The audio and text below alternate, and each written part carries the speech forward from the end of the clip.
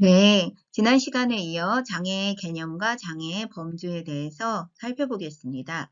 아, 네, 제가 지금 첫째 시간, 둘째 시간 정도까지는 강의 계획서를 계속 올려드리면서 우리가 지금 무엇을 배우는가에 대해서 인지를 해야 될 것 같습니다. 그래서 1장은 장애의 개념과 장애의 범주.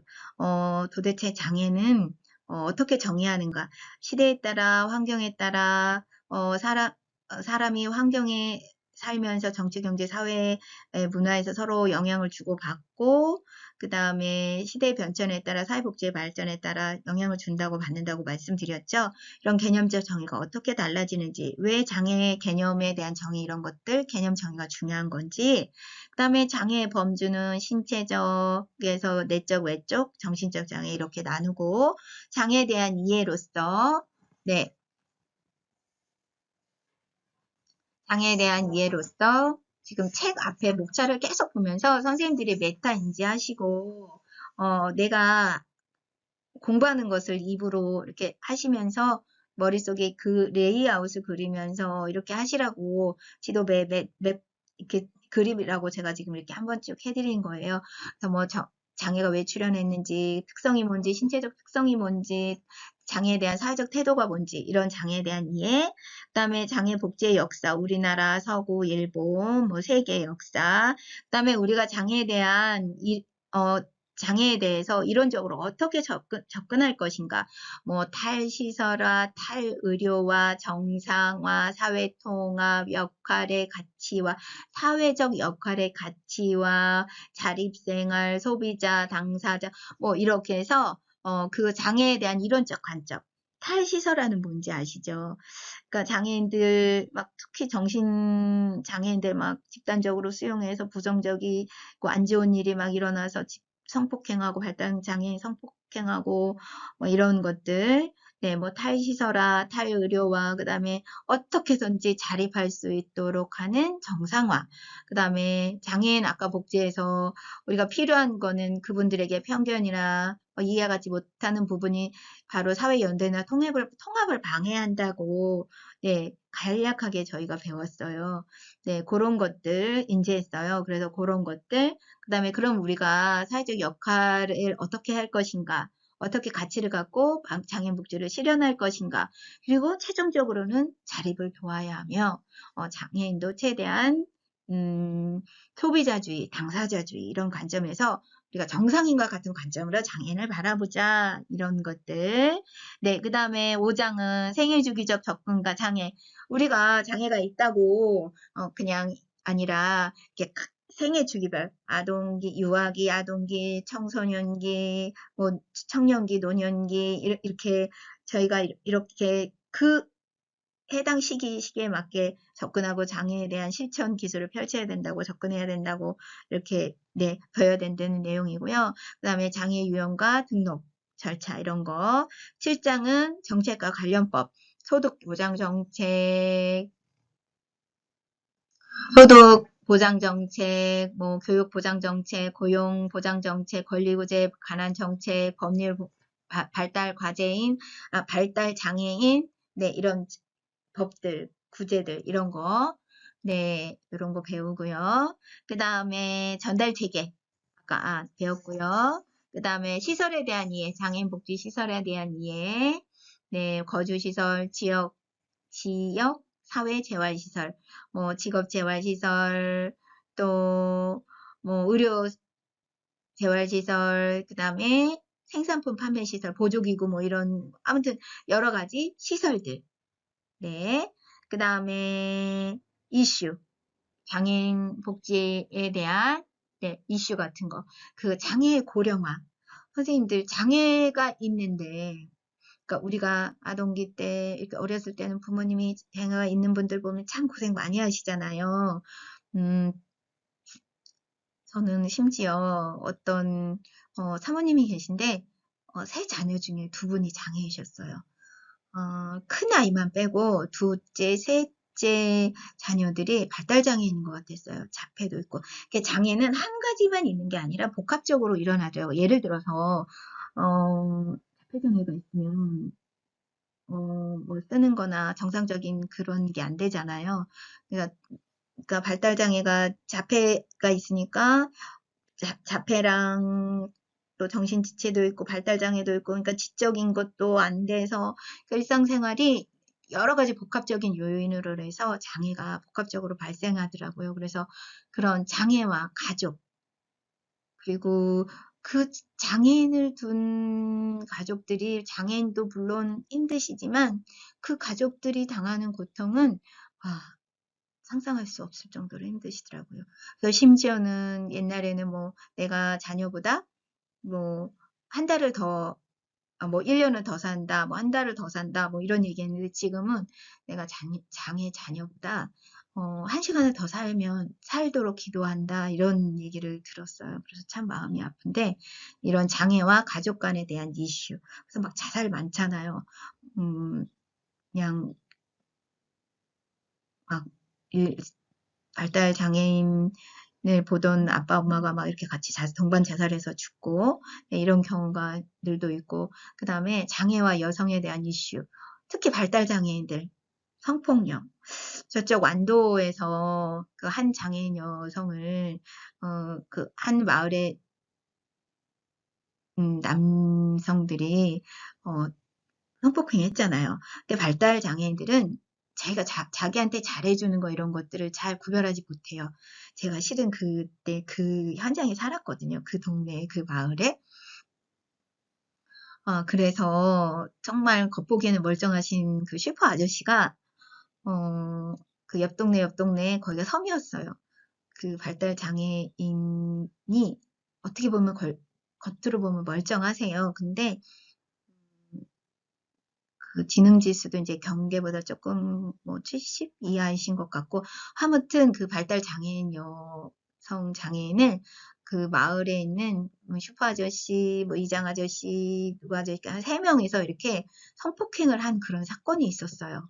네, 알게 모르게 발달 장애인에 대한 이런 것들이 굉장히 문제가 되는 게 많아요. 그리고 뉴스에서도 보면 친구들이 발달 장애인을 막 여관에 가둬서 갈취하고 막 명의를 도용해서 이렇게 이런 것들 많이 있잖아요. 이런 것들이 굉장히 이슈화돼서 혹시 이런 거는 책으로 나가지 않고 선생님들이랑 이슈를 조사해서 이제 발표 한번 해보고 원인이 뭔지 문제점이 뭔지 해결책이 뭔지 뭐 그룹으로 해보든 한번 해보겠습니다.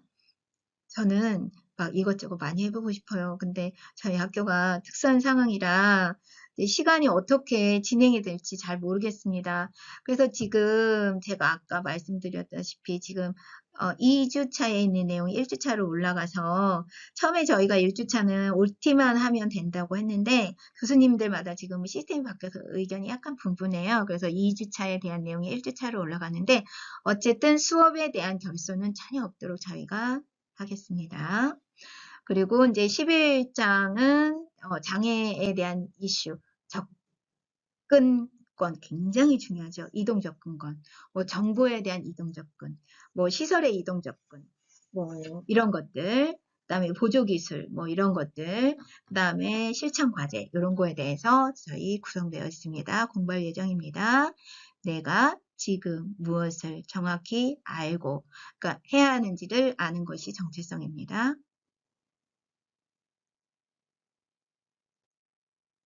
장애 개념 분류 범주에 대해서 저희 공부합니다. 네, 이거는 아까 말씀드렸죠. 그 다음에 체계 이론에 따라서 어떤 인간이 속해 있는 사회 환경 속의 요소들이다. 일반 체계. 그리고 생태 체계는 서로 지속적으로 상호 영향을 받고 분리되지 못한다. 그리고 생태의 환경 체계 이론에서 인간을 둘러싸고 있는 4가지 체계는 미시 체계, 개인, 아까 논문에서 봤을 땐 개인 체계, 미시 체계 이렇게 따로 구분해서 봤죠. 네, 책마다 조금씩 다를 수 있어요. 근데 대체적으로 미시, 중간, 외, 거시 이렇게 보는데 미시, 나, 그 다음에 나보다 조금 더 확대된 개념, 중간, 그 다음에 중간보다 더 큰 외체계, 그 다음에 거시체계, 관습, 문화, 뭐 이런 것들 큰 더 체계, 4가지 체계로 되어 있다고 이렇게 배웠습니다. 밀시, 중간, 외체계, 거시체계. 거시체계는 가장 큰 개념. 문화적 개념, 문화적 가치, 법, 관습, 하위문화. 시간 체계는 종적인 체계, 횡적인 체계. 이런 거 배웠죠? 기억나시죠? 장애의 개념은 질병과 구별될 수 있는데 질병과 장애로 구분할 수 있는데 질병은 치유가 가능하고 장애는 영구적으로 남는 거. 그리고 장애는 연속적이다. 일련의 과정이다. 그리고 장애의 범주는 점점점 확대되고 있다. 자, 장애 이제 진짜 장애인이란 정의에 대해서 알아보겠습니다. 장애인 복지법에서 장애인이란 신체적으로 정신적으로 오랫동안 일상생활이나 사회생활에서 제약을 받는 자입니다. 생활에서 제약을 받는 자, 신체적 정신적으로. 그런데 이거는 대통령이 정하는 종류와 기준에 해당하는 자입니다. 법률로서. 그래서 지체장애인 이런 종류들이 있습니다. 그 다음에 차별금지와 권리구제에 관한 법률에 의해서 장애인을 정의했는데요. 차별금지, 권리구제 이런 거 보면 감이 조금 오시죠. 그러니까 내가 받고 싶어도 어쩔 수 없는 상황과 환경에 의해서 권리를 침해받는 상당한 제약을 받는 상태에서 장시간에 걸쳐 어떤 내가 하고 싶어도 불이익을 어떤 제약이 초래되는 그런 상태의 자를 장애인 차별금지 권리구제에 오는 법률에 의해서 장애인이라고 정의하였고요. 그 다음에 장애인 고용 촉진 및 직업 제한을 위해서 장애인을 정의했는데요. 이건 말 그대로 고용과 직업의 관점으로 본 장애인을 분류한 것으로서 장기간에 걸쳐 직업에 제약을 받는 자, 장기간에 걸쳐 직업생활에 제약을 받는 자, 신체장애, 정신적 장애로 이게 장애인 고용 촉진 직업 재활법에 의한 장애인의 정의입니다. 어렵게 생각하지 마시고 그냥 이런 게 있구나. 차별금지 권리구제로서의 장애인을 정의했구나. 고용과 촉진 직업재활법에 의해서 장애인의 정의를 직업생활에 제약을 받는 자로서 장애인을 정의했구나. 그 다음에 마지막으로 장애인 등에 대한 특수교육법에 의해서 장애인을 정의했는데 특수교육 대상자라는 자들은 시각장애인, 청각, 정신지체, 지체발달, 정서행동장애, 의사소통장애, 학습장애, 건강장애, 발달지체 이렇게 그 밖에 대통령으로 정하는 사람들에 해당하는 사람들 중 특수교육을 받아야 하는 사람으로 진단된 사람들, 평가된 사람들이 특수교육법에 의한 장애인으로 정의되고 분리되고 있습니다. 그래서 우리나라 장애는 장애인의 복지법에도 명시되어 있고 차별금지법 권리구제 법률에도 명시되어 있고 고용촉진 및 직업재활법에도 명시되어 있고 특수교육법에 의해서 장애인에 대한 정의가 명시되어 있습니다. 자, 장애와 장애인의 정의 차이, 장애와 장애의 차이 아까 봤는데요. 그냥 간단하게 다시 한번 정리하면 장애는 기능을 하지 못하는 거, 본래 제 기능을 하지 못하는 거. 그런데 장애라는 말도 쓸 때가 있습니다. 이거는 어떤 물리적인 거에 조금 더 미묘하게 차이를 둬서 가리키는 걸로 저는 이해했는데 이 장애라는 말은 사회복지에서 많이 사용하고요. 이 장애는 뒤에 한번 보실게요. 산업재해보상법, 보험법, 자동차 손해배상보장법 어떤 물리적인 거에 제가 조금 포커스가 더 미묘하게 더 의미가 있다고 말씀드렸잖아요. 그래서 이런 법이 적용될 때 쓰는 용어로 장애 등급, 장애 급여 사용 이런 말에 해당하는 개념이 있습니다. 그래서 장애인 복지법 2조 아까 말씀드렸고요. 영어로서는 핸디캡이라 그래서 신체적, 정신적 결함보다는 어떤 사람을 강조함으로 인해서 부정적인 것보다는 긍정적인 거에 더 포커스를 맞췄습니다. 그래서 the person with disability라 그래서 무엇을 할 수 없는 사람, 단순하게. 어떤 결함이 있는 사람이 아니라 단순히 무엇을 할 수 없는 사람하고 사람을 더 강조하는 말이에요. 그래서 권선지라는 사람은 사람마다 특성이 달라, 생김새가 달라, 머리카락 색도 달라, 뭐 옷도 달라 이런 아주 이런 다름을 강조하면서 생김새가 다르듯이 장애도 개인의 어떤 특성으로 봐야 된다라고 장애의 개념을 보다 긍정적으로 정의한 연구였습니다. 그래서 여기 보면 장애의 장애인에 대한 어떤 역사적인 어떤 법으로 이제 연도에 따라 조금 법이 적용된 사례가 있는데요. 유엔의 WHO에서 장애인을 정의한 개념과 뭐 유엔의 국제장애인 권리 협약, 그다음에 심신장애자 복지법, 그다음에 장애자 복지법 이런 것들에 의해서 장애인에 대한 정의가 다르게 조금씩 되고 있습니다. 아, 법 이렇게 좀 많으면 약간 불편해 하실 수 있는데요. 요런 법들을 알아야 되는 이유가 뭐냐면, 교수님, 그냥 뭐 복지법 제2조에서 나오는 뭐 신체적으로 일상생활이 뭐 이렇게 그냥 개념만 알아도 되지 않아요? 라고 할 수 있는데, 이런 WHO나 UN에 정의한 장애인에 대한 정의 같은 거를 알아야 되는 이유가 뭐냐면, 나중에 혹시 어떤 분쟁이 생겼을 때, 국제 간의 분쟁이 생겼을 때 국제상의법을 따르는 기준이 있어요. 그래서 그런 것들에 대한 개념들을 정확히 알기 위해서 저희 책에 이렇게 소개한 게 있는데 ILO나 UN이나 이런 것들에 대한 정의는 책에 없습니다. 근데 제가 별도로 다시 만들었는데요. 선생님들 책에 없는 거는 그냥 듣고 마세요. 네, 듣고 그냥 크게 의미 두시지 마시고 이런 게 있다라고 생각하세요. 저는요, 책이 없으면 불편하거든요. 제가 공부할 때, 왜 책이 없지? 왜 책이 없는데 교수님은 하시지? 막 내가 너무 불편했어요. 이거 다 받아 적어야 되나? 어쩌나 저쩌나. 근데요, 그냥 그렇게 하지 마시고요. 그냥 제가 다 이해합니다.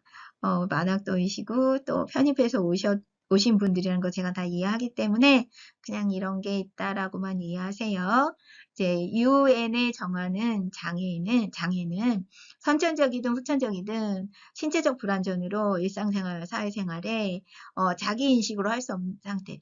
그러니까 자기의 비정상성이 드러나는 상태를 말합니다.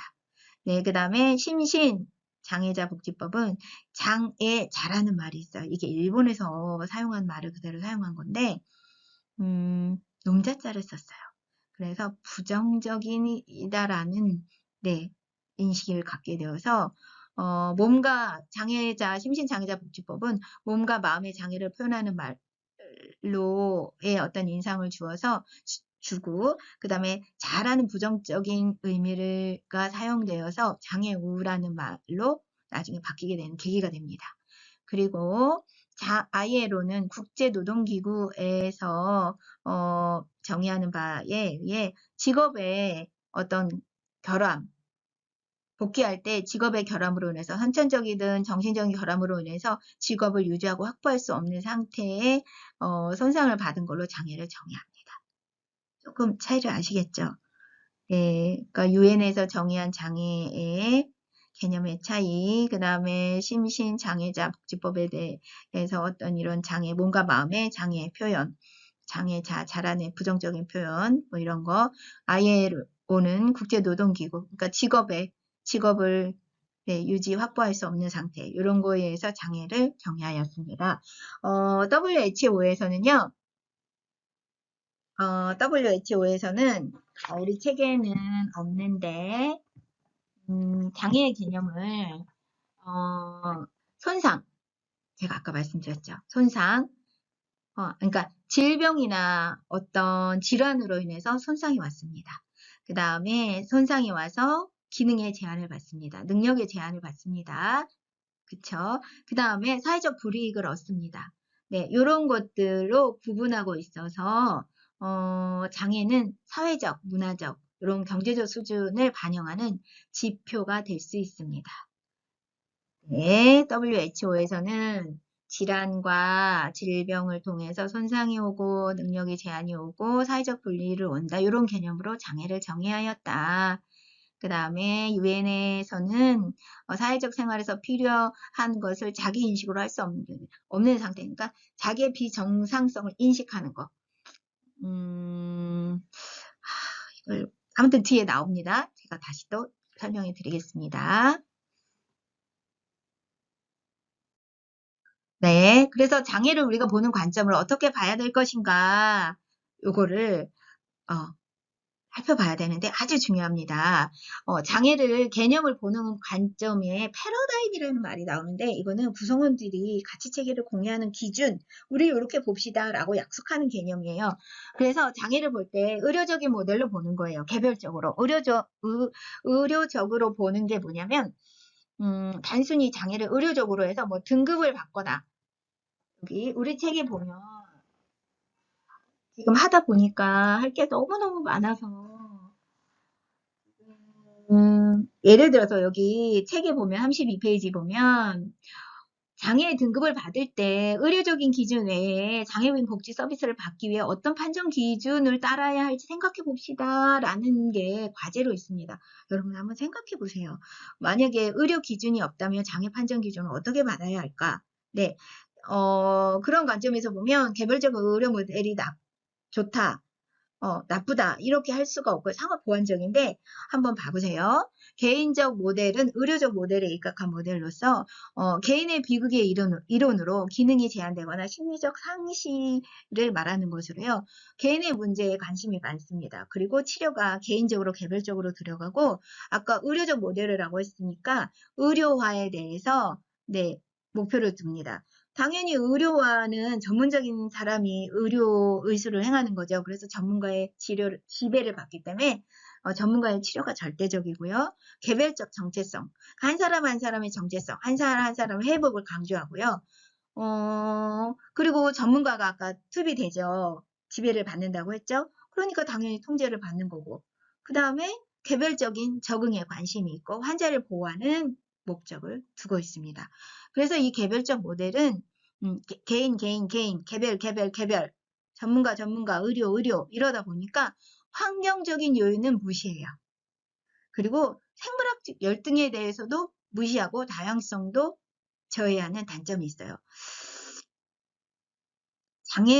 생물학적 열등, 장애로 인해서 생물학적으로 손상을 받는 그런 것도 있지만, 어쨌든 생물학적인 거에 의해서 열등감을 강조하는 그런 것들의 단점이 있는 거예요. 그 다음에 사회적 모델은, 어떤 적절한 서비스 제공의 실패로 보는 관점으로서 사회적 억압 이론, 그러니까 장애에 의한 불이익의 포커스, 그러니까 원인보다는 결과에 치중한 것으로서 사회적 문제에 관심을 갖고 이 모델은 사회적 행동을 막 추구하는 거예요. 그리고 환경 중심의 모델로서 뭐가 불합리하거나 자기네들이 뭐 개선이 안 되거나 뭐 요구 조건이 있으면 가서 이게 집단 행동을 하는 거예요. 우리 전철에서 네, 하는 거 아시죠? 되게 문제가 됐었죠. 선거철이면 또 미묘하게 어떤 그런들이 갈등들이 조장이 돼서 일으키는 것들이 있어요. 네, 그래서 개별적, 집합적, 이제 개별적인 모임을 통한 집합적으로 해서 사회 행동을 하시는 거예요. 자기들의 요구가 있으면 사회 행동을 강조하면서 자기들의 의견을 표출하시고요. 집합적 정책성, 그러니까 개별적이 아니라 집합적으로 행동하시고, 장애인들이 아까는 전문가의 통제를 받는다고 하면 이번에는 자기들이 목표를 설정하는 다는 아니지만 한계는 있지만 그래도 최대한 자기들의 목표를 선택하고 사회 변화를 추구해요. 아까는 개인들의 적응이 목표였지만 이분들은 사회 변화, 집단, 권리 이런 면에 있어서 네 접근하는 모델이 바로 사회적 모델입니다. 그래서 개인적 모델은 너가 책임져야 돼. 너가 잘못한 거야. 예를 들어서 조현병이 지금 저기 분당인가 어디서 그 묻지마 살인마 이런 거 있었잖아요. 조현병을 예를 들어서 발병이 됐다고 치면 적절한 시기야. 조현병이 하루아침에 생긴 게 아니고 뭐 어렸을 때부터 조현병이 있었을 거 아니야. 근데 너가 제대로 관리를 못해서 엄마 아빠가 관리를 못해서 성인이 될 때까지 그 관리가 안 되고 적절한 치료가 이루어지지 않아서 사회적 무리를 일으켰어 라고 개별적으로 개인에게 가족에게 전가하는 것이 약간 하는 것이 개별적 모델의 입각하고 한 것이고 그 다음에 사회적 모델은 이건 아니야. 사회적으로 국가가, 나라가, 지역에서 함께 책임져 줘야 돼. 이것을 어찌 개인의 문제로만, 가족의 문제로만 감당할 수 있어. 그럴 수는 없어. 한계가 있어. 사회적으로 같이 해줘야지. 지역 사회에서 연계해서 이들의 짐을 나눠줘야지. 그리고 사회 구조를 변화시켜야지. 이런 특징이 있는 거예요. 근데 요거의 단점은 장애인의 개별성을 무시해요.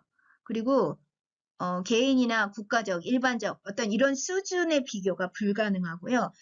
그리고 또 사회적 모델을 통해서 이제 사행동을 통해서 환경을 바꿔줬는데 개인적인 환경에는 변함이 없을 수도 있을 경우가 있어요. 이런 것들을 어떻게 설명할 것인가에 대한 단점들이 있어요. 자, 미묘한 차이를 조금 구별하실 수 있었나요?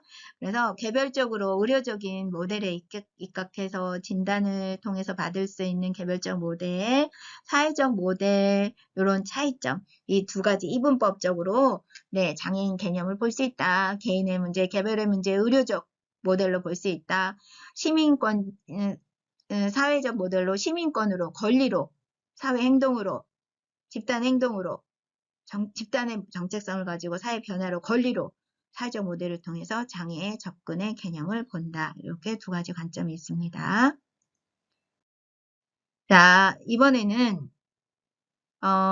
이걸 요거 아까 보면 이번에는 이제 요런 것들이 이제 통합적으로 바뀌고 있어요. 통합적 모델이라 그래서 손상을 가진 환경과 부적응 상태로 장애를 정의하고 아까 개별적인 개인의 원인이 있다. 개인의 치료를 목표로 삼고 있다. 이렇게 했지만 사회적 모델은 환경을 중요시해서 원인을 보았지만 이 통합적 모델은 개인과 환경이 모두 원인이야. 개념적으로 접근해서 장애를 봐야 돼. 서비스가 들어가야 돼. 이런 것들로 보는 게 통합적 모델이고요. 개인과 환경의 적응 목표, 통합적으로 같이 가는 게 통합적 모델입니다.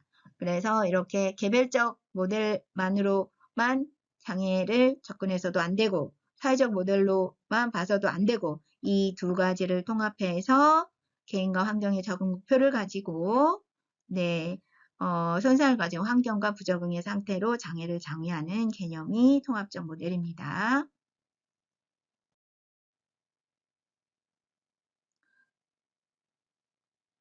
네, 개별적. 자, 그러면, 요거 이제 조금 아까 그거랑 중복된 감이 없지 않아 있는데요. 개별적 모델은, 손상 능력 회복, 말 그대로. 개인이 불행이니까, 기능의 손상으로 해서 능력이 제약이 오니까 선생의 능력의 회복의 목적이고요. 사회적 모델은, 이거는 사회적 억압이고 차별이야. 활동에도 제한이 와. 손상에 가져왔으니까 사회적 참여나 이런 것들에 억압이 오고 차별이 와. 그리고 사회 환경에서 비롯돼서 그러니까 우리가 추구하는 것은 집단 행동을 통해서 차별 없는 사회를 구현해야 돼. 이게 목표고요. 아까 이거 통합은 개인과 환경의 목표, 개인과 환경이 모두 원인. 이거 배우셨죠? 이렇게 했고 이제 김용득 이 선생님은 장애 당사자의 자기 결정과 아니다. 이런 거 다 필요 없다. 자기 결정 선택. 개별이든 사회적이든 통합이든 자기 결정 선택을 강조하고 아까 단순 모델에서 복지 모델, 복합 복지 모델로 전환하고 그 다음에 장애의 개념이 환경 요인을 점차 강조하는 추세로 바뀌고 그 다음에 장애의 개념에 있어서 사람을 강조하는 아까 부정적인 것보다는 기능